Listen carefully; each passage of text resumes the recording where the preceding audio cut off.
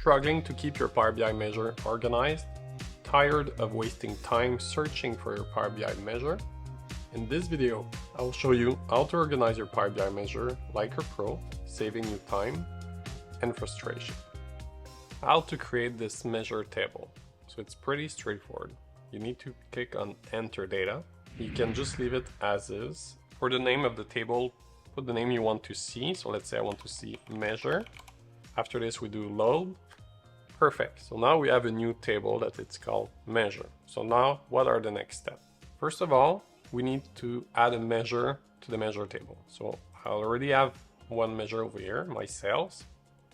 So I'll go under my relation. I'll select sales.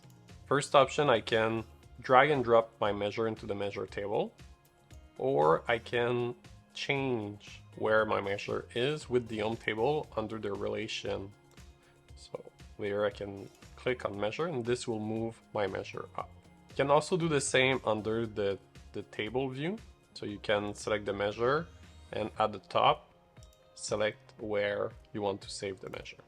Okay, so now I have a table, I have a measure in my table, but it's still not the small calculator that I want to see for my specific measure table. So the next step is simply to delete the column 1, delete from model, you say yes, and voila.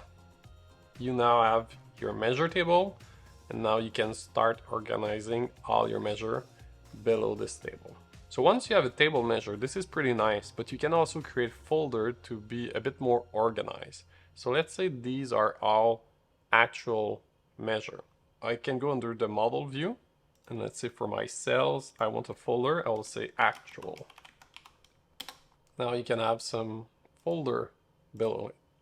Another trick, you can create a subfolder. So to do this, you need to write the name of this first folder, actual. After this, you need to do a backslash, and then you type in HR for my example, enter, and now you have a subfolder below your actual folder.